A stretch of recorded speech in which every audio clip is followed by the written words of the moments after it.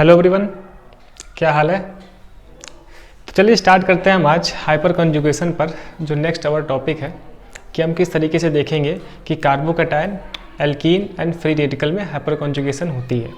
ठीक है, तो पिछली क्लास में हमने पढ़ा था कि हाइपर कॉन्जुगेशन का टॉपिक जो अपना एक इलेक्ट्रॉनिक इफेक्ट है, और हमने बहुत ही डिटेल से समझा था कि सर किस केस में हाइपर कॉन्जुगेशन होती है एंड हाइपर कॉन्जुगेशन की डेफिनेशन क्या होगी।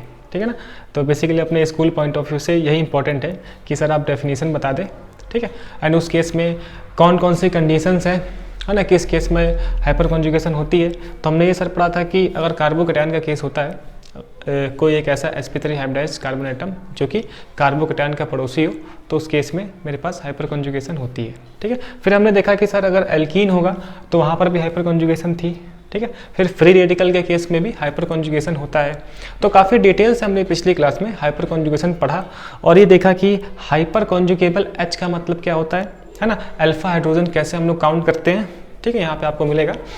तो अगर आप हाइपर कॉन्जुगेशन से जुड़ रहे हैं तो हाइपर कॉन्जुगेशन वाला लेक्चर देख लें, ठीक, तो आपको मजा आएगा यहाँ पर जो भी हम बात करने वाले हैं। ठीक है, जैसा कि आपको पता है कि हम लोग डिटेल से चीज़ों को पढ़ते जा रहे हैं, जहाँ पर हम जो भी हमारे पास बोर्ड के टॉपिक है, जो भी स्कूल पॉइंट ऑफ व्यू से जो भी चैप्टर्स होते हैं, जो भी टॉपिक्स है, उसको तो हम कवर कर रहे हैं। और साथ ही साथ में हमारे पास अलग अलग कॉम्पिटिटिव एग्जाम्स में जैसे जैसे क्वेश्चन आते हैं उसको भी हम लोग देखते जा रहे हैं। ठीक है, तो थोड़ा सा हम लोग, है ना, जेईई नीट का जो फाउंडेशन वाला पार्ट होता है उसको करके जा रहे हैं। यानी कि जो ये सीरीज चल रही है, ये कोर्स अगर आप लोग पूरा पढ़ लेते हो तो आपको ना कॉम्पिटिटिव एग्जाम्स में कोई भी तकलीफ नहीं होने वाली है।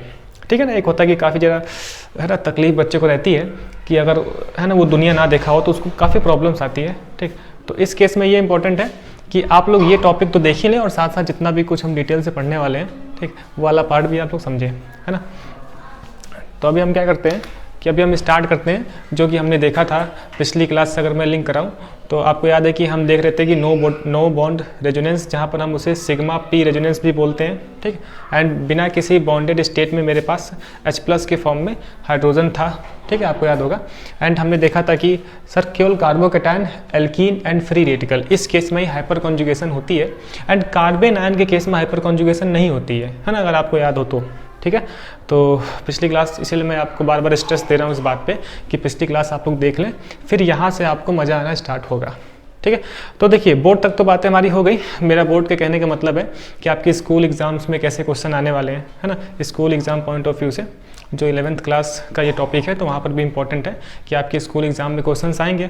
तो स्कूल के लिए इतना इंपॉर्टेंट है कि अपने पास जो भी डेफिनेशन वगैरह है, डेफिनेशन आपको पता होना चाहिए। ठीक है, सिंपल सा। और किसी एक केस में आप हाइपर कॉन्जुगेशन करके बता दो, या फिर जिस केस में बोल रहे हैं ना उसमें करके दिखा दो। तो NCERT का क्वेश्चन भी है, ठीक, जिसमें हमें हाइपर कॉन्जुगेटिंग स्ट्रक्चर्स को ड्रॉ करना है। ठीक है, वो कार्बोकैटायन वाला केस हमें देखना है। तो बेसिकली, है ना, कायदे से तो जो भी कुछ हम क्लास में पढ़ रहे हैं, है ना, जो भी हम लोग कुछ आराम से क्लास में एक एक चीज़ लिखते जा रहे हैं। ठीक, मैं थोड़ा सा आराम से बोलूँगा। जो जो एक एक पार्ट हम लोग लिख रहे हैं, कॉपी में नोट कर रहे हैं, जो जो मैं आपको समझाता जा रहा हूँ, अगर आपने प्रॉपर कॉपी प्रिपेयर कर रखी है तो वो सफिशियंट है आपके लिए। ठीक है, आपको एक्स्ट्रा कुछ भी पढ़ने की रिक्वायरमेंट नहीं है। ठीक, एंड लगभग NCERT के बहुत सारे क्वेश्चंस जो है ना हम अपनी क्लासेस में देख चुके हैं। ठीक है, लेकिन आपकी तसल्ली के हिसाब से हम NCERT के क्वेश्चन नंबर डाल कर चेक कर लेंगे कि इस पार्ट से कितने क्वेश्चंस हैं जो कि NCERT में गिवन है।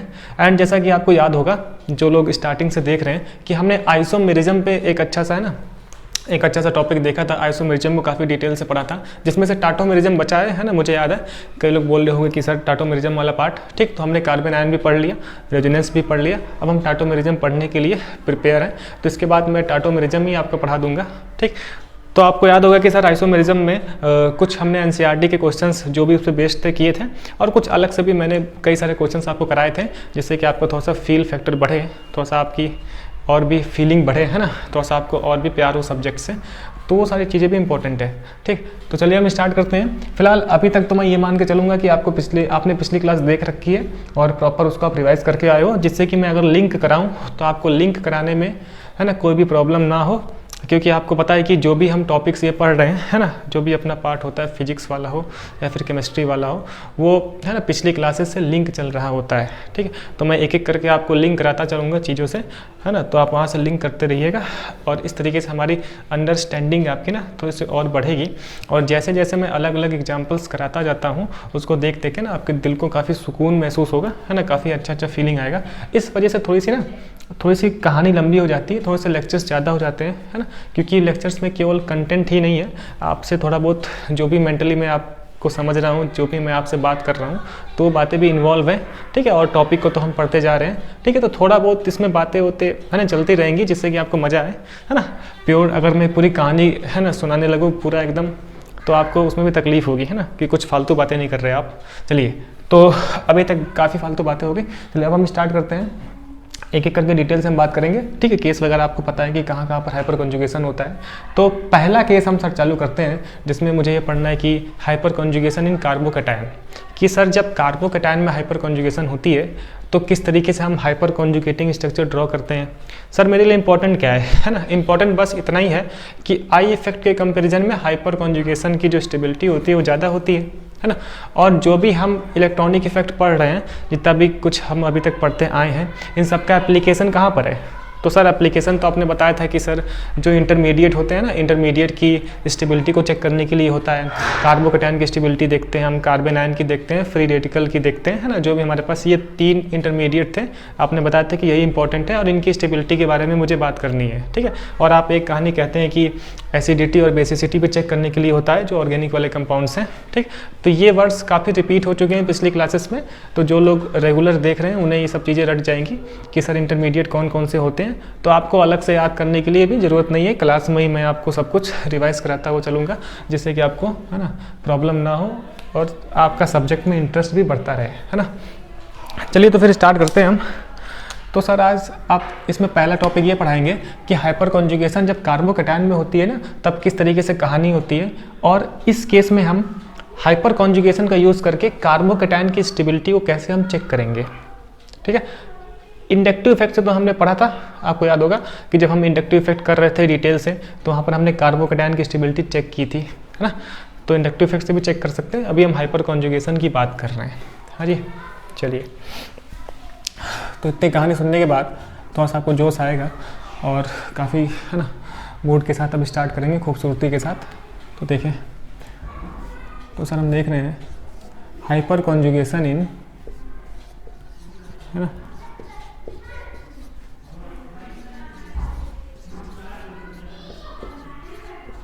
हाइपर कॉन्जुगेशन इन कार्बोकैटायन।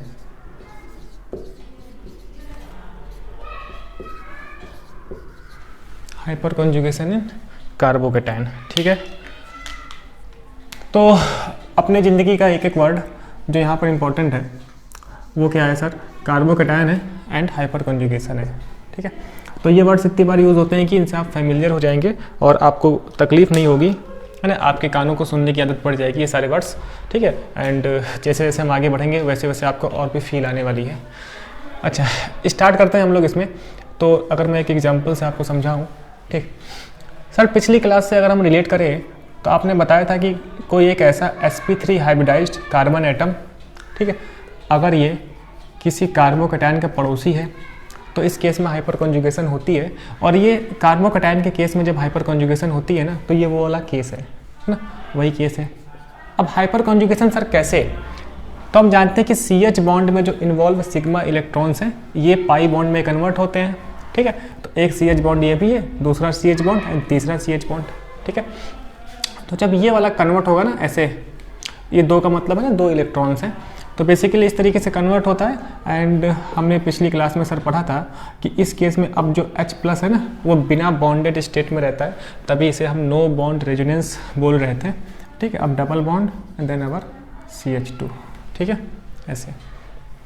नेक्स्ट अगर हम देखें और क्या हो सकता है ना, जब ये, इसको मैं अगर CH बोल दूँ, सेकेंड वाला CH बॉन्ड, अगर ये बॉन्ड ऐसे ब्रेक हो जाए तो आप देखो H+ के फॉर्म में एंड C पे H, फिर देखो आप इस तरीके से डबल बॉन्ड CH2। तो एक किस तरीके से मेरे पास हाइपर कॉन्जुगेटिंग स्ट्रक्चर बन सकता है जब ये CH बॉन्ड इन्वॉल्व हो जाएगा पाई बॉन्ड के फॉर्मेशन में। ठीक है। अब जो अपना थर्ड वाला सी एच बॉन्ड है, अगर ये पाई बॉन्ड के फॉर्मेशन में इन्वॉल्व हो गया तो सर आप बोलोगे कि सर यहाँ पर C H and C H, अब इस केस में H प्लस के फॉर्म में ये नॉन बॉन्डेड स्टेट में रहता है, फिर अपना ये CH2, ठीक है। तो यहाँ तक आपको क्लियर है, ऐसे ऐसे। तो ये सब जो बने ना, जो बने बेसिकली ये क्या है, हाइपर कॉन्जुगेटिंग स्ट्रक्चर है। इन्हें मैं चीख कर बोलूँगा हाइपर कॉन्जुगेटिंग स्ट्रक्चर। सर क्या इंपॉर्टेंट है इसमें? इंपॉर्टेंट बस इतना ही है ना कि अगर इस तरीके से मेरे पास कोई कार्बोकैटायन है, बेसिकली ये एक कार्बोकैटायन है, ठीक है। हमसे स्कूल वाले क्या उम्मीद रखते हैं कि आप हाइपर कॉन्जुगेशन में इतना लिख के चले आओ, है ना। इस कार्बोकैटायन के केस में कैसे हाइपर कॉन्जुगेटिंग स्ट्रक्चर ड्रॉ हो रहे हैं आप इतना कर लो तो उनकी तकलीफ दूर हो जाती है। लेकिन कॉम्पिटिटिव वाले को कुछ ज़्यादा तकलीफ है तो वो इससे आगे की बातें करता है नहीं, तो उस पर भी हम बात करेंगे। तो basically these are hyper conjugating structures, ठीक। एंड ये हाइपर कॉन्जुगेटिंग स्ट्रक्चर्स की नंबर्स कितनी होगी ये हमारे लिए इंपॉर्टेंट है, ठीक। तो पिछली क्लास से हमने पढ़ा था सर कि यहाँ पर ना अल्फा हाइड्रोजन है ना। बेसिकली इस केस में जो केस मेरे पास है कार्बोकैटायन का, इस केस में अपने पास 3 अल्फा हाइड्रोजन है, 3 अल्फा हाइड्रोजन। तो हम देख रहे हैं ना सर, एक एक करके ये सारे H प्लस के फॉर्म में नॉन बॉन्डेड स्टेट में रहते हैं और मेरे पास इस तरीके से 3 हाइपर कॉन्जुगेटिंग स्ट्रक्चर मिले। इसका मतलब कि सर जितने अल्फा हाइड्रोजन होते हैं ना उतने ही हाइपर कॉन्जुगेटिंग स्ट्रक्चर मिलते हैं इस CH बॉन्ड को इन्वॉल्व करके, है ना। क्या बोलो सर आपने? डायलॉग ये है कि जितने, है ना, जितना अल्फा हाइड्रोजन होंगे, बेसिकली जितना भी अल्फा हाइड्रोजन होगा इसके पास 3 अल्फा हाइड्रोजन है, ठीक। तो जितने अल्फा हाइड्रोजन उतने ही हाइपर कॉन्जुगेटिंग स्ट्रक्चर इस CH बॉन्ड को इन्वॉल्व करते हुए, ठीक। इसका मतलब कि सर हम ये बोल सकते हैं कि number of hyper conjugating structure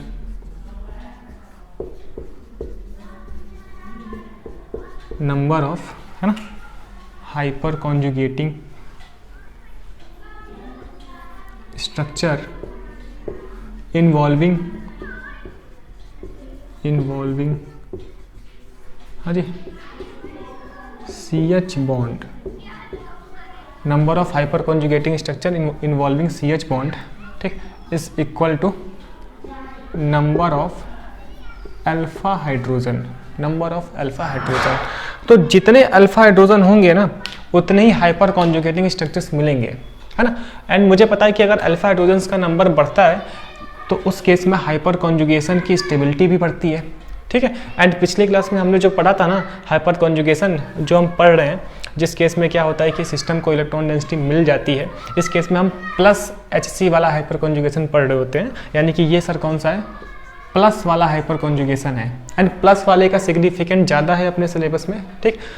reverse hyper conjugation करके एक आता है जिसे हम बोलते हैं -HC, है ना, -HC। प्लस का मतलब आपको पता है, जैसे हम +I पढ़े थे, +M पढ़े थे, वैसे +HC भी, ठीक है। इसीलिए मैं बोल रहा हूँ पिछली क्लास आप रिलेट करो। हाँ जी, चलिए अब हम आगे बात करते हैं, यानी कि सर +SC वाला ही केस हम लोग पढ़ रहे हैं। आपने बोला कि number of hyper conjugating structure involving CH bond is equal to number of alpha hydrogen. तो अल्फा हाइड्रोजन हमें काउंट करना आता है, ठीक। तो यहाँ से एक कहानी और बना सकते हैं हम, जिसे आप रूल बना कर लिख लेना, है ना, जो कि अपना एक रूल है। क्या रूल है सर, जरा आप देखो, ठीक। इट मीन्स हम ये बोल सकते हैं कि अगर इफ, हाँ जी,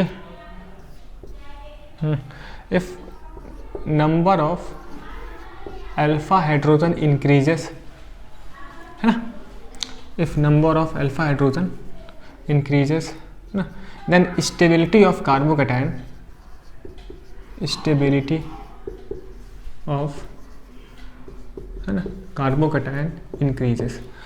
यानी कि सर जितना ज़्यादा नंबर ऑफ अल्फा हाइड्रोजन्स होंगे ना उतना ही कार्बोकैटायन की स्टेबिलिटी बढ़ जाएगी।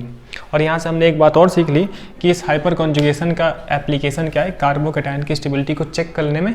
एंड कार्बोकैटायन के केस में अगर हाइपर कॉन्जुगेशन होती है तो स्टेबिलिटी बढ़ जाती है ना, स्टेबिलिटी बढ़ जाती है। तो अब हम देख लेते हैं कि अगर कार्बोकैटायन का केस है तो उसमें हाइपर कॉन्जुगेशन का अगर हम यूज़ करें तो कैसे कैसे स्टेबिलिटी को हम लोग कंपेयर कर पाएंगे अगर हाइपर, है ना, अगर हाइपर कॉन्जुगेशन का केस यूज़ कर ले हम इस कार्बोकैटायन की स्टेबिलिटी को चेक करने में। ठीक, तो पहले इतना आप लोग नोट करें, अच्छे से लिखें, है ना, एक एक बात जैसा मैंने लिखा है, फिर हम एक एक करके एग्जाम्पल्स देखते हैं जिससे कि आपको और भी फील आएगी। ठीक, जरा इसको आप नोट कर लें, फिर आगे बढ़ते हैं, है ना।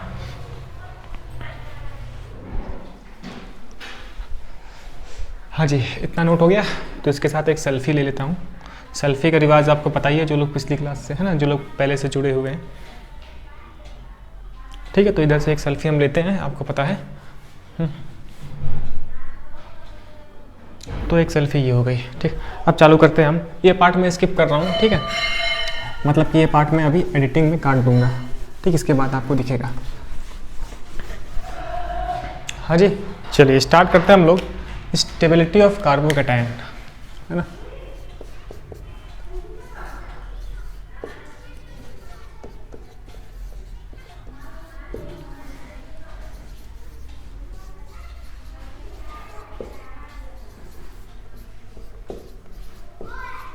ठीक है, स्टेबिलिटी ऑफ कार्बोकैटायन जब हम हाइपर कॉन्जुगेशन देखते हैं उस केस में, व्हेन हाइपर कॉन्जुगेशन,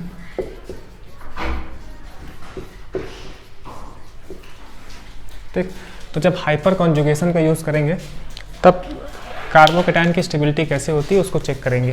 ठीक, आई से भी है ना, आई इफेक्ट से भी स्टेबिलिटी चेक होती है। तो मुझे किससे चेक करनी है? आई इफेक्ट से चेक करनी है कि हाइपर कॉन्जुगेशन से? तो पिछली क्लास में बताया था कि हाइपर कॉन्जुगेशन, है ना, जो होता है अपना वो ग्रेटर रहता है अपना आई इफेक्ट से। तो हमें हाइपर कॉन्जुगेशन से चेक करना है किसी कार्बोकैटायन की स्टेबिलिटी, अगर उसमें हाइपर कॉन्जुगेशन लग पाएगा तब, है ना। किस किस केस में लगता है आपको पता है। चलिए, तो ज़रा मैं एक एग्जांपल लूँ आपके पास, तो ज़रा आप देखो, अगर इस तरीके से हम लोग बात करें एग्जांपल्स की, तो ज़रा मैं एग्जांपल्स आपको कराता हूँ। ठीक है जी, तो आपको पता है ना सर कि इस तरीके से अपने पास अगर कोई कार्बोकैटायन है, ठीक है, हाँ जी, ऐसे अगर ये कोई अपना कार्बोकैटायन है, ठीक, नेक्स्ट कार्बोकैटायन CH3C H3, है ना, H, ऐसे, ठीक है। और हो सकता है सर जैसे कि CH3, है ना, प्लस H, ठीक है ना। और हो सकता है सर जैसे कि CH3 पे प्लस, ठीक है, ऐसे। तो आपको दिख रहा है कि सर ये एक, है ना, टर्सरी कार्बोकैटायन है ना, 3 डिग्री कार्बोकैटायन, ठीक है। एंड कार्बोकैटायन डायरेक्टली 2 कार्बन से, तो सर ये अपने पास 2 डिग्री कार्बोकैटायन है। क्यों, है ना, ये अपना 1 डिग्री कार्बोकैटायन है। क्यों, क्योंकि कार्बोकैटायन डायरेक्टली 1 कार्बन से, है ना। This is our methyl carbocation, our methyl carbocation, है ना। क्या लिख दूं?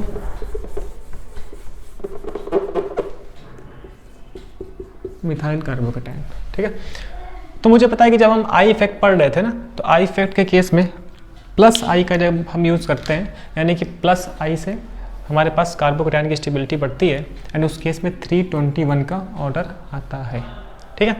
अभी मुझे, है ना, इंडक्टिव इफेक्ट से देखना है नहीं है, अभी मुझे हाइपर कॉन्जुगेशन से देखना है। तो सर हाइपर कॉन्जुगेशन का मतलब क्या है? तो हम इंडक्टिव से देखेंगे कि हाइपर कॉन्जुगेशन से। तो आज मैं आपको बता रहा हूँ कि हाइपर कॉन्जुगेटिंग इफेक्ट जो है ना, जो हाइपर कॉन्जुगेशन है ना, वो ज़्यादा ग्रेटर है, ज़्यादा स्टेबिलिटी उसकी ज़्यादा होती है आई इफेक्ट से। तो मुझे सर हाइपर कॉन्जुगेशन ही चेक करना है ना। अब मैं आई इफेक्ट को भूल जाऊँगा, कब तक भूलूँगा? जब तक कि उसमें हाइपर कॉन्जुगेशन ना होती हो। अगर हाइपर कॉन्जुगेशन होता है तो हम हाइपर कॉन्जुगेशन से ही कार्बोकैटायन की स्टेबिलिटी चेक कर पाएंगे, अगर हाइपर कॉन्जुगेशन का जो रूल है वो सफिशिएंट फुलफिल होता है तब तक, ठीक है। तो सर क्या मतलब है? यानी कि आप देखो, तो हाइपर कॉन्जुगेशन से कैसे चेक करते हैं? जितने अल्फा हाइड्रोजन्स होंगे उतने ही हाइपर कॉन्जुगेटिंग स्ट्रक्चर्स ज़्यादा होंगे एंड उतना ही स्टेबिलिटी कार्बोकैटायन की ज़्यादा होगी। तो आप देखो सर यहाँ पे ना 3 अल्फा हाइड्रोजन, 3, 3, 6, 3, 9, ठीक है। तो ऐसे मैं ब्रैकेट बना के आपको समझा रहा हूँ, ठीक है। जो फील वाली बातें हैं आप उसको समझो बस, है ना, कंटेंट। यानी कि 3, 3, 6 एंड 9, यानी कि इसके पास पहले वाले के पास 9 अल्फा हाइड्रोजन्स है ना। यहाँ देखो 336, आप देखो 3 यहाँ पर 3 यहाँ पर, ठीक। कैसे चेक करते हैं सर? पिछली क्लास में हमने हाइपर है ना हाइपर कॉन्जुगेबल H यानी कि अल्फा हाइड्रोजन के बारे में सीखा था, है ना। कार्बोकैटायन से डायरेक्टली जो कार्बन लगा हुआ है उसे हम क्या बोलते हैं? Alpha carbon. इस पर जो हाइड्रोजन प्रेजेंट है उसको हम बोलते हैं अल्फा हाइड्रोजन, ठीक है। यानी कि 336 ये नहीं है क्या सर? नहीं, क्योंकि डायरेक्टली कार्बन होना चाहिए ना, कार्बोकैटायन से डायरेक्टली कार्बन, तो कार्बन पे जो हाइड्रोजन है उसे हम बोलते हैं, ठीक। ये तो H है सर, इसका मतलब कि यहाँ पर कोई भी टाइप का हाइपर कॉन्जुगेशन है ना, किसी भी टाइप का अल्फा हाइड्रोजन नहीं है ना। तो मेरे ख्याल से आपको समझ में 3 3 6 यानी कि सर 6 अल्फा हाइड्रोजन, है ना। सर यहाँ पे एक ही अल्फा कार्बन है तो उस पर जितना हाइड्रोजन उसे हम क्या बोलते हैं? Alpha hydrogen. यानी कि सर अल्फा कार्बन पहले मुझे चेक करना पड़ेगा, यानी उस अल्फा कार्बन पे जो हाइड्रोजन हैं वही अल्फा हाइड्रोजन होते हैं क्या? हाँ, वही अल्फा हाइड्रोजन है, ठीक है। तो 3 अल्फा हाइड्रोजन, तो यहाँ पर सर 3 अल्फा हाइड्रोजन। अब इसमें किसी को तकलीफ नहीं होना चाहिए, ठीक। यहाँ तो अल्फा कार्बन है ही नहीं सर, यानी कि सर 0 अल्फा हाइड्रोजन, ठीक है। तो आपने तो बोला था कि जब अल्फा हाइड्रोजन्स का नंबर ज़्यादा होगा तो उस केस में हाइपर कॉन्जुगेटिंग स्ट्रक्चर ज़्यादा होती हैं, ठीक है। तब मेरे पास है ना कार्बोकैटायन की स्टेबिलिटी बढ़ जाती है। इसका मतलब कि सर यहाँ पर ना कुछ नई बात नहीं है, जो हम इंडक्टिव इफेक्ट में पढ़ के आए थे। इंडक्टिव इफेक्ट से जो ऑर्डर आता है वही हाइपर कॉन्जुगेशन से आता है। इंडक्टिव इफेक्ट के अकॉर्डिंग 3 डिग्री वाला कार्बोकैटायन ज़्यादा स्टेबल होता है, यानी कि 321, फिर हमारे पास मिथाइल कार्बोकैटायन, ठीक। अब यही ऑर्डर मेरे पास फिर से आ गया जब मैं हाइपर कॉन्जुगेशन से चेक किया, ठीक। यानी कि अगर कार्बोकैटायन की डिग्री होती है ना, अगर कार्बोकैटायन इस तरीके से डिग्री के फॉर्म में है, ऐसे ओपन चेन वाले कंपाउंड के फॉर्म में है ना, तो उस केस में आप आई देख लो या फिर हाइपर कॉन्जुगेशन देख लो, दोनों का सेम ही रहता है ना, दोनों में डिफरेंस नहीं है। तो आप किसी से भी बोल दो, हाइपर कॉन्जुगेशन देख के बोल दो या फिर आई इफेक्ट देख के बोल दो, चल जाएगा। लेकिन कहाँ पर डिफरेंस आएगा? डिफरेंस कई कई चीज़ों में आएगा, ठीक है। तो वहाँ पे हम लोग बात करेंगे क्या क्या होता है, ठीक। तो ये देख लिया। इसका मतलब कि सर स्टेबिलिटी ये जो है आप बोलोगे, है ना, स्टेबिलिटी, ठीक है। तो मैं चाहता हूँ कि थोड़ी सी राइटिंग अच्छी हो जिससे कि सेल्फी वगैरह लेने में है ना आसानी। यानी कि सर स्टेबिलिटी, अगर मैं इस फर्स्ट वाले कंपाउंड को है ना ए बोल दूँ, बी बोल दूँ, है ना, सी बोल दूँ और डी बोल दूँ, तो सर स्टेबिलिटी क्या हो जाएगी? ए ग्रेटर देन बी, सी, फिर डी। तो this is our stability order, है ना। सारी कहानी समझ में आ गई, अल्फा हाइड्रोजन वाली होती है। कुछ नया नहीं था सर इसमें, कुछ नया नहीं था, जो इंडक्टिव इफेक्ट से था वही इस हाइपर कॉन्जुगेशन से भी हो गया, अगर ये इस ऐसा केस आता है तो, ठीक। और देखे ज़रा, अगर मैं और एग्जांपल्स की बात करूँ तो आप ज़रा देखो, है ना। एग्जांपल्स को मैं ब्लैक से ही लिख देता हूँ जिससे कि आपको थोड़ा सा अच्छा फील हो। देखो ज़रा, तो सर इस तरीके से अलग अलग टाइप के कार्बोकैटायंस, है ना, जैसे कि मैं इसे ए बोल दूँ, ठीक है,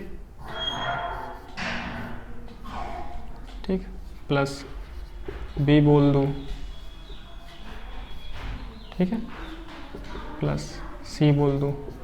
अब आप बताओ, है ना, कि स्टेबिलिटी का ऑर्डर क्या होगा, है ना, स्टेबिलिटी क्या होगी? तो सर स्टेबिलिटी तो काफ़ी आसान है ना। अगर मैं इस केस में हाइपर कॉन्जुगेशन नहीं भी जानता फिर भी मैं आई इफेक्ट से बता देता, ठीक। सर कैसे? आप तो सर ये बोलोगे ना कि जो कार्बोकैटायन है डायरेक्टली 2 कार्बन से लगा हुआ है, यानी कि ये अपना 2 डिग्री वाला कार्बोकैटायन है सर, ठीक है। ये अपना डायरेक्टली 1 2 3 से लगा हुआ है, तो सर ये 3 डिग्री वाला कार्बोकैटायन है, ठीक है। ये कार्बोकैटायन डायरेक्टली 1 कार्बन से लगा है, तो अपना ये 1 डिग्री वाला कार्बोकैटायन है, ठीक है। तो डिग्री के केस में तो 321 का ऑर्डर होता है, वहाँ तो मुझे और कुछ चेक करने की रिक्वायरमेंट नहीं है। लेकिन आई इफेक्ट का यूज़ कर पाओ या फिर हम हाइपर कॉन्जुगेशन से चेक कर पाएँ। हाइपर कॉन्जुगेशन कैसे है ना, आपको दिख नहीं रहा है यहाँ पर sp3 हाइब्रिडाइज्ड कार्बन एटम, उसका पड़ोसी कौन है? कार्बोकैटायन, ठीक है। तो इस केस में हाइपर कॉन्जुगेशन होती है जो अभी तक हम पढ़ के आए, ठीक। अब देखो आप, अगर हम इसको अल्फा हाइड्रोजन से चेक करने लगे, है ना, डिग्री वाला केस कब देखते हैं? जब हम उसको आई इफेक्ट से चेक कर रहे होते हैं, ठीक। लेकिन मुझे पता है ना, आज पता चल गया जैसा कि आपने बताया कि हाइपर कॉन्जुगेशन की स्टेबिलिटी ज़्यादा होती है आई इफेक्ट से। तो जब मुझे आई और हाइपर कॉन्जुगेशन में चेक करना हो तो मैं हाइपर कॉन्जुगेशन से चेक करूंगा, ठीक है। लेकिन ये इत्तेफाक सी बात है कि इस टाइप के एग्जांपल्स में जब हम डिग्री, जहाँ पर डिग्री रिक्वायर्ड हो जाती है, जहाँ पे हम डिग्री वाला फॉर्म बना सकते हैं, एंड इस तरीके के जो ओपन चेन वाले कंपाउंड है या फिर जो एलिसाइक्लिक वाले कंपाउंड हो, ऐसे केस में आई इफेक्ट से जो स्टेबिलिटी आती है ना, वही हाइपर कॉन्जुगेशन से आती है, ठीक है।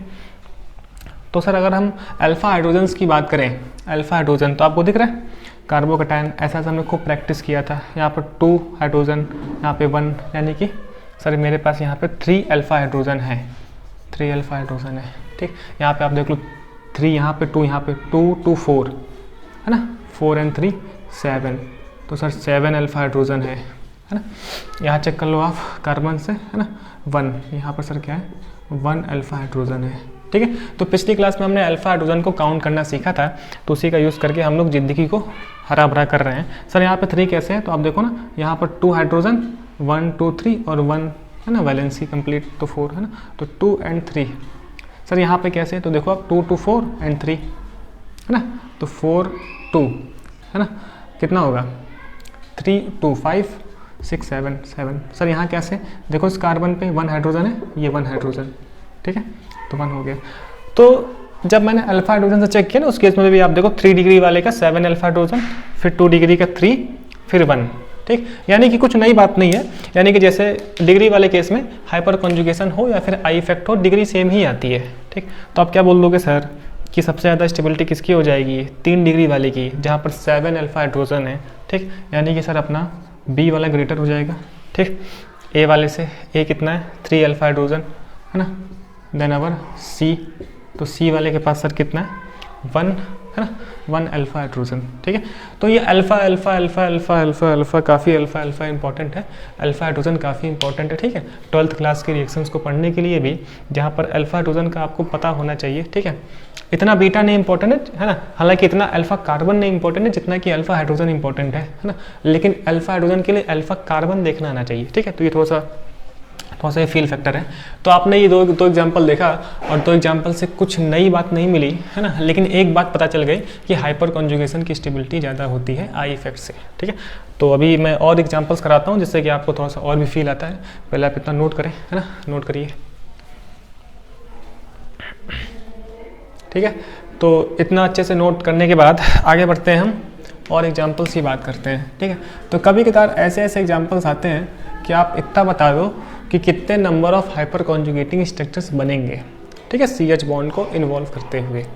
तो अभी हमने सीखा कि जितने नंबर ऑफ अल्फा हाइड्रोजन्स होंगे उतने ही हाइपर कॉन्जुगेटिंग स्ट्रक्चर्स होंगे CH बॉन्ड को इन्वॉल्व करते हुए।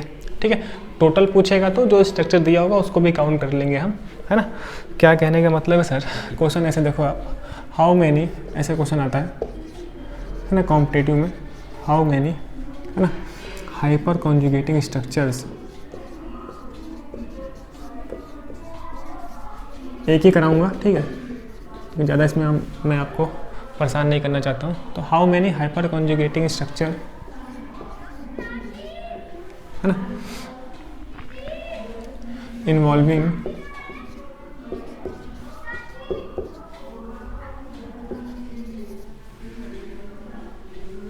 है ना, तो पिछली स्लाइड में मैंने कोई सेल्फी नहीं ली, क्यों, involving CH bond, involving CH। ठीक है, तो ऐसे, तो बेसिकली ये। ठीक, क्या कहना चाहता है सर, कहना ये चाहता है कि जरा आप देखो CH2 है ना, कार्बोकैटायन है, CH2 है, CH3 है। ठीक है, इस तरीके से, हाँ जी, जैसे कि आप और समझ सकते हो।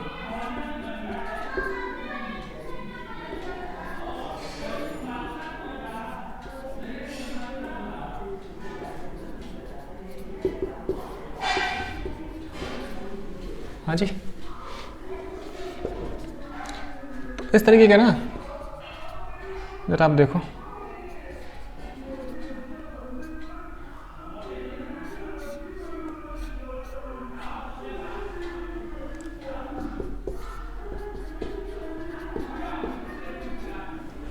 हाँ जी 4,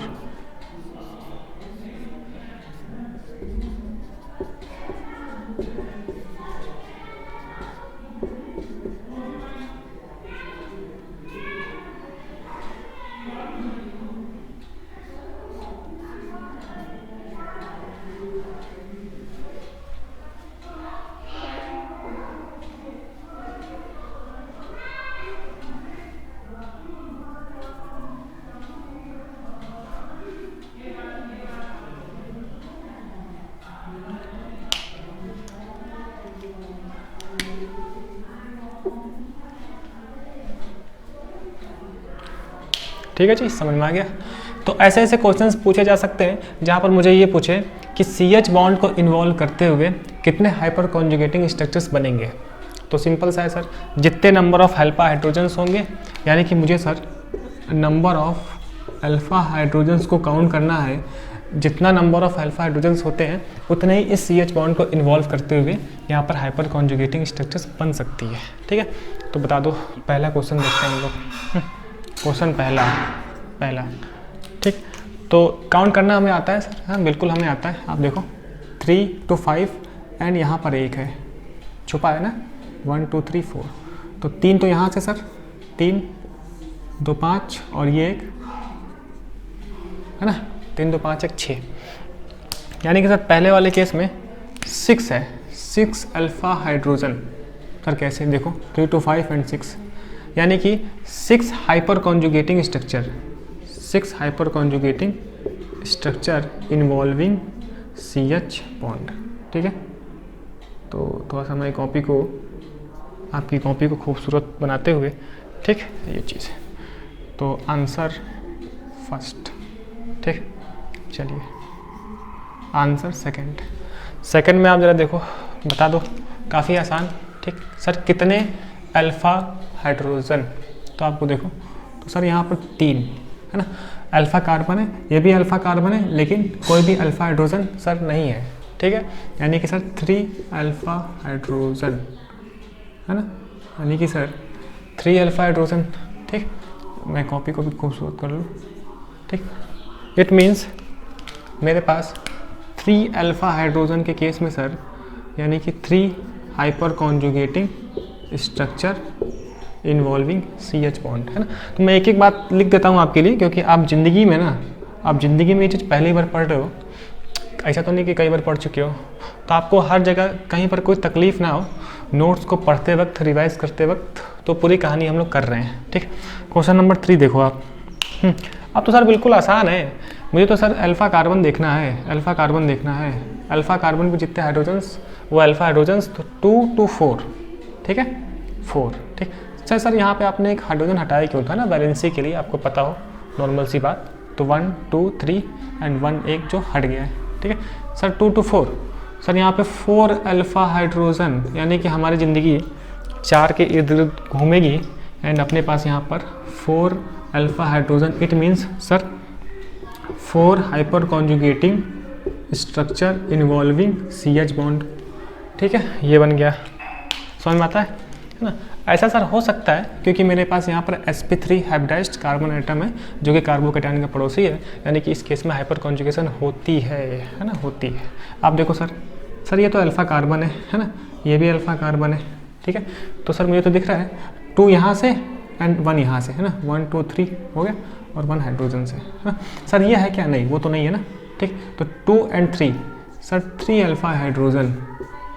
ठीक है, ऐसे 2 and 3, ठीक है, सही है। यानी कि सर, अच्छा मैं पाउस लेकर ना थोड़ा सा चीज़ें चेक करने लगता हूँ बस। यानी कि सर अगर आप इसको खूबसूरत बना दो, ठीक है, लेकिन अपने हाथ को गंदा कर लो, है ना। आंसर नंबर 3, ठीक है, क्या हो गया सर, है ना। यहाँ पर भी अपना 3 अल्फ़ा हाइड्रोजन, तो फिर से आप लिख देंगे क्या, हाँ 3 हाइपर कॉन्जुगेटिंग स्ट्रक्चर क्यों involving CH bond, 3 hyper conjugating structure involving CH bond. ठीक है, ये चीज़ हाँ जी। ये तो इस टाइप के छोटे मोटे क्वेश्चंस हमसे पूछे जा सकते हैं। हो सकता है कि 11th स्कूल में भी आपसे पूछ लिया जाए कि इसमें कितने हाइपर कॉन्जुगेटिंग स्ट्रक्चर्स बनेंगी, तो आप सिंपल सा अल्फ़ा हाइड्रोजन गिन के बता देना। लेकिन पहले आप ये देख लेना कि वहाँ पर हाइपर कॉन्जुगेशन होती है या नहीं होती है, कंडीशन सेटिस्फाई कर रही है कि नहीं। ठीक है, ऐसे चलिए फिर इसको आप लोग लिखिए, नोट करिए, फिर हम और बात करते हैं कि अलग अलग एग्जाम्पल्स, जिससे कि आपको और भी फील आए, है ना, आपके अंदर और भी थोड़ा सा प्यार बढ़ जाए, है ना। तो पहले ज़रा आप इसको नोट कर लें अच्छे से। हाँ जी, इतना नोट होने के बाद एक सेल्फी लेते हैं हम, उसके बाद आगे बढ़ेंगे, क्यों।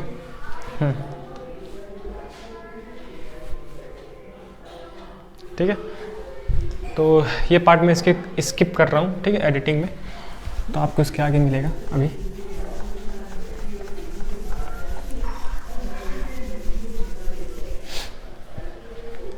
ठीक है। चलिए तो बात करते हैं हम आगे। तो हमें एक चीज़ और देखनी है, ठीक है, स्टेबिलिटी के लिए। बेसिकली पिछली क्लास में ना मैंने एक स्टेबिलिटी ऑर्डर बताया था, है ना, अगर किसी को ध्यान हो तो।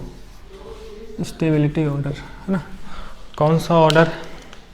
बेसिकली मैं आपको बता रहा था कि मेरे पास ए ई, है ना, आर एच आई, ठीक है। तो basically this is the order of stability A E R H I, ठीक है। इस स्टेबिलिटी ऑर्डर के अकॉर्डिंग ही हम किसी इंटरमीडिएट की स्टेबिलिटी को चेक करते हैं, ठीक।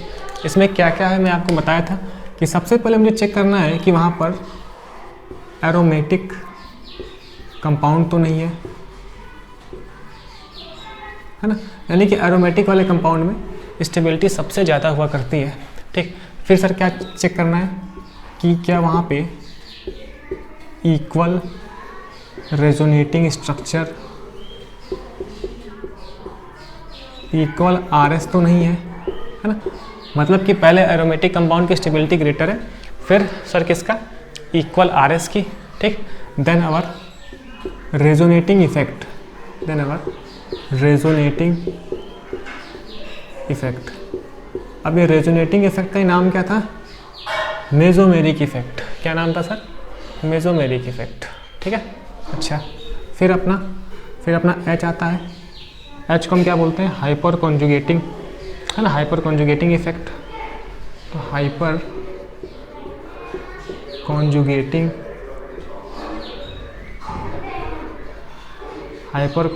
इफेक्ट जो हम पढ़ रहे हैं, ठीक है, सही है। देन अवर इंडक्टिव इफेक्ट, देन अवर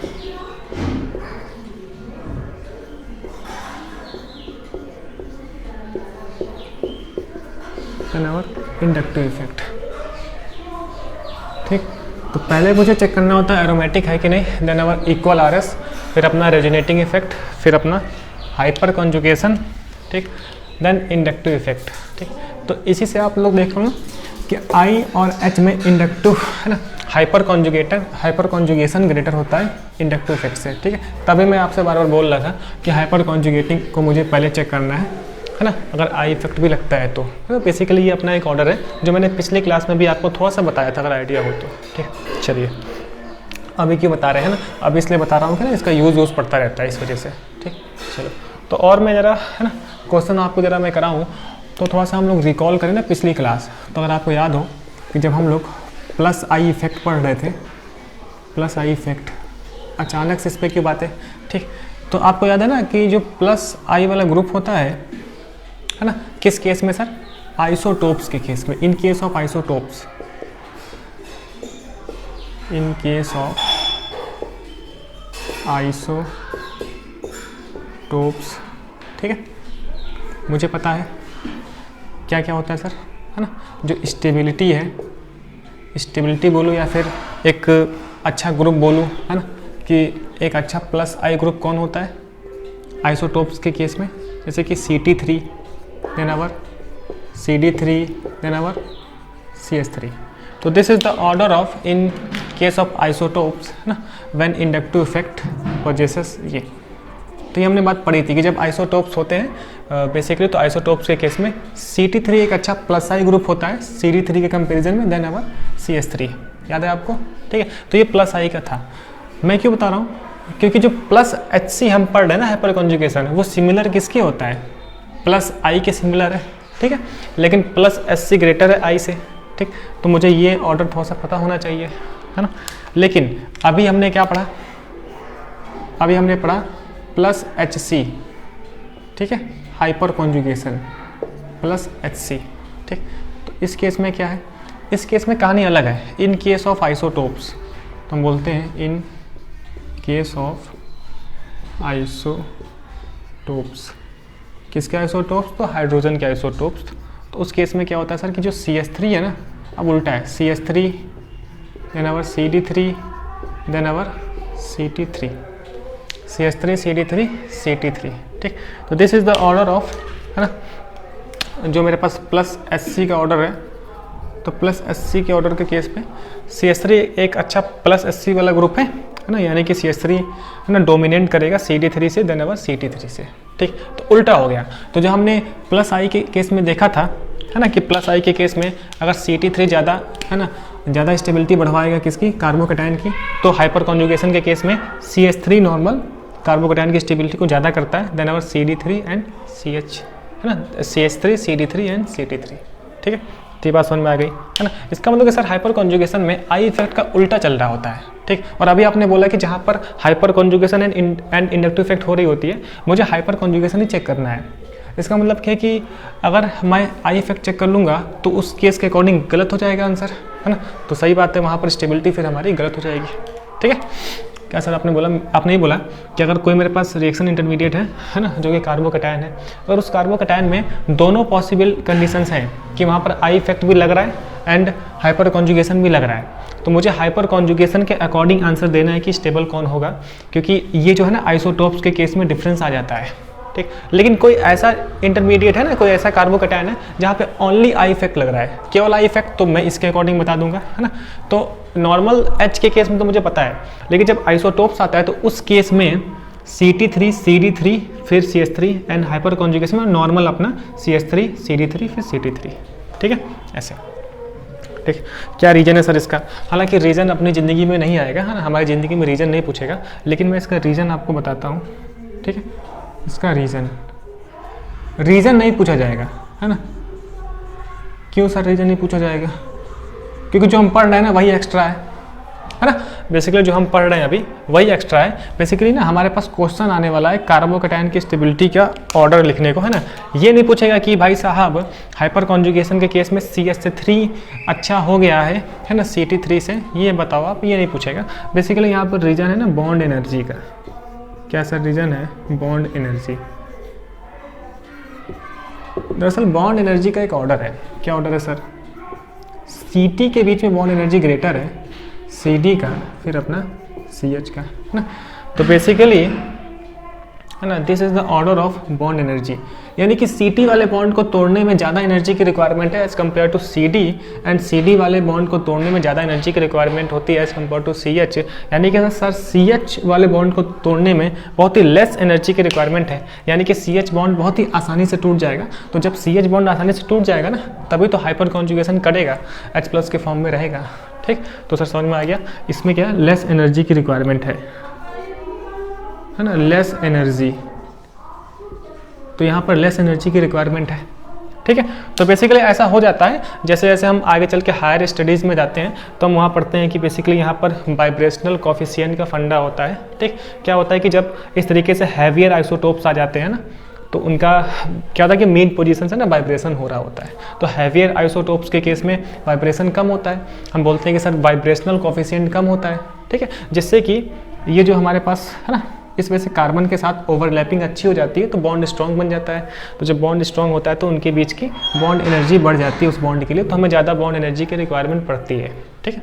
तो इस केस में क्या होता है कि जो अब है ना लाइटर आइसोटोप्स हैं उस केस में वाइब्रेशन ज़्यादा होता है ना, वाइब्रेशनल कोफिशिएंट की वैल्यू ज़्यादा होती है, एंड इस केस में कार्बन के साथ अच्छे से ओवरलैपिंग नहीं हो पाती है, तो बॉन्ड अच्छा है ना बॉन्ड स्ट्रॉन्ग नहीं बन पाता है, तो बॉन्ड वीक रहता है इस केस के, है ना, इस कंपेयर के केस में।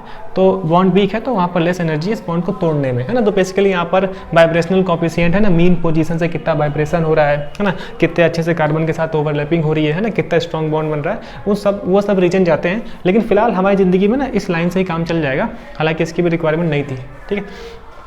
तो बस तो लास्ट में सर मुझे बस इतना आना चाहिए कि है ना हाइपर कॉन्जुगेशन के केस में मैं CH3 को देखूंगा, प्रेफर दूंगा, फिर CD3 को दूंगा, फिर CT3 को।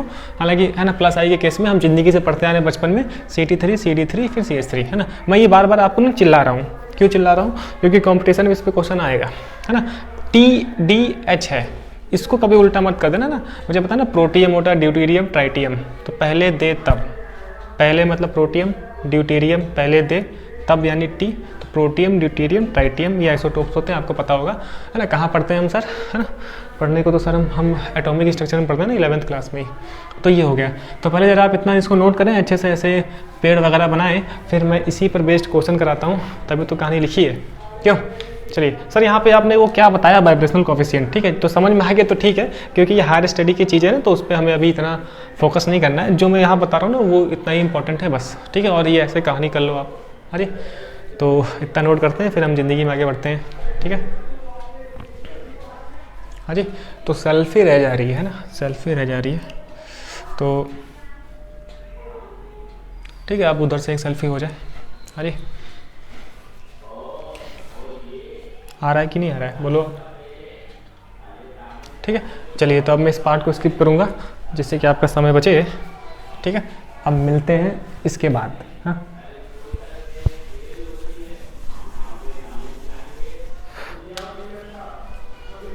हाँ जी, एग्जाम्पल करते हैं अब, ठीक। चलिए आते हैं, तो ज़रा आप बताओ, जैसे कि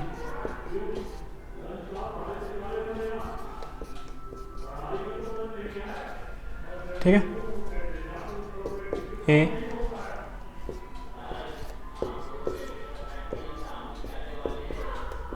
बी, ठीक है, किस केस में स्टेबिलिटी ज़्यादा होगी बताना है आपको, ठीक है, ऐसे। हाँ जी, जरा मैं क्वेश्चन चेक कर लूँगा एक बार।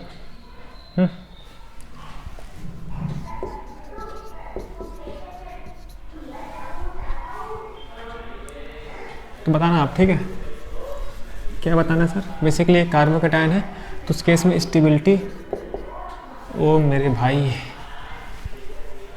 ये तकलीफ। एग्जाम्पल नंबर 2, ठीक है, CH3 CH2 पे प्लस, ठीक है, ऐसे, फिर CD3 CH2 पे प्लस, ठीक है। तो मैं क्वेश्चन लिखता हूँ, आप थोड़ा ट्राई करो और बताओ किस में क्या तकलीफ़ है ना, किसको कौन सा तकलीफ़ है एंड किस तरीके से मेरे पास स्टेबिलिटी का ऑर्डर आएगा, ठीक है, ये चीज़। हाँ जी, अगला सवाल मैं आपके लिए बनाता हूँ,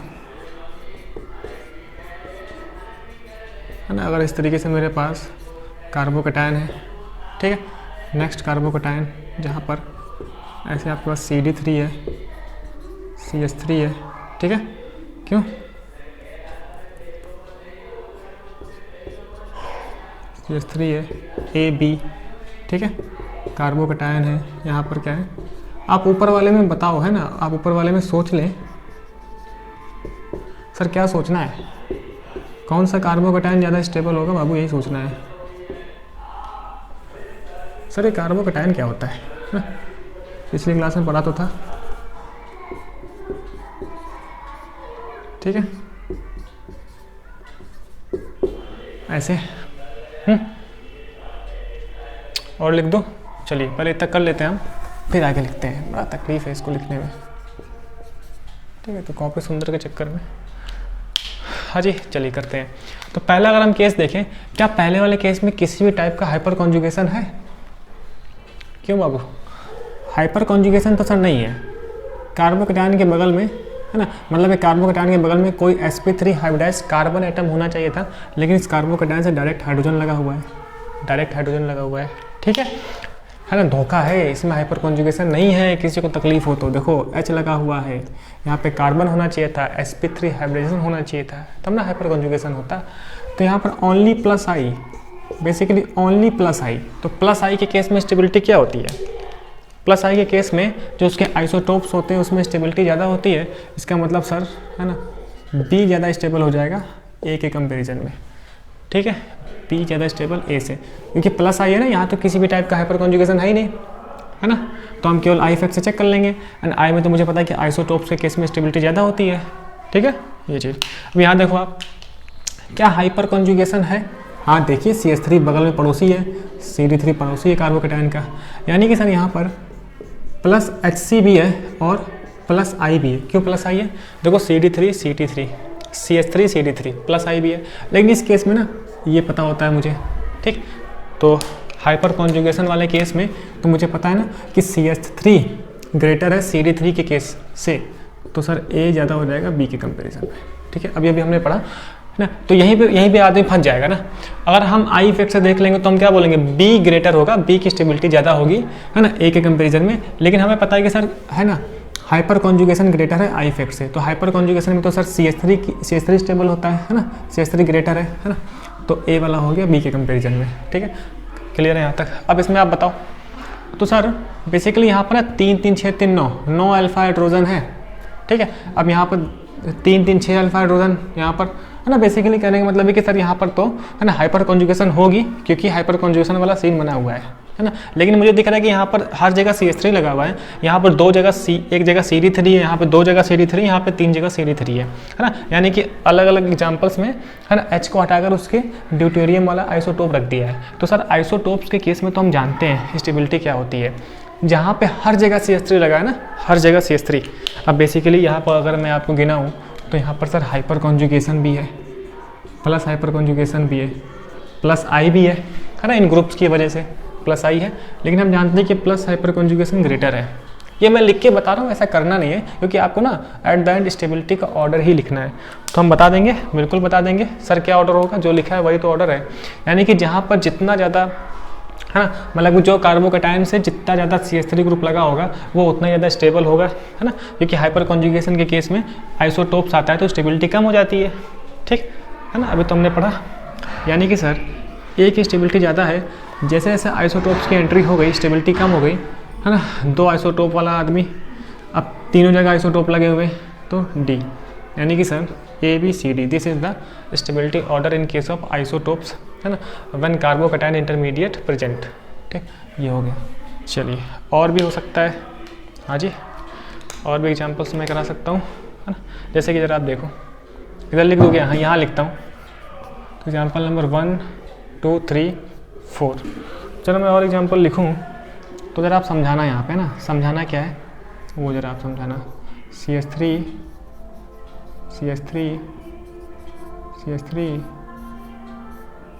ठीक है, ऐसे। तो इसमें आप बताना ना कि क्या ऑर्डर होगा। तो basically this is our A। ठीक, तो मैं यहाँ पर जगह सेट करता हूँ, तब तक आप लोग सोचो, है ना। ठीक है, पॉजिटिव है ना, पॉजिटिव है, पॉजिटिव मैं सर्कल करता हूँ तो उस हिसाब से AB।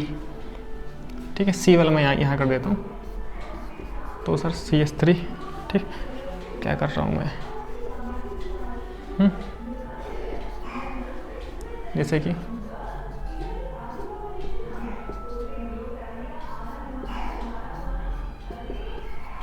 ठीक है जी, ABCD के केस में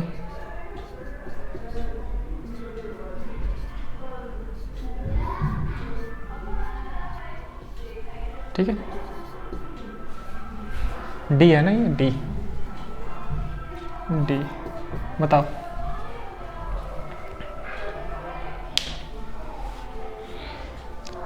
है ना, बताइए इसमें ऑर्डर क्या होगा, दिख रहा है कि नहीं, पहले मैं कैमरा में चेक कर लूँ एक बार, है ना।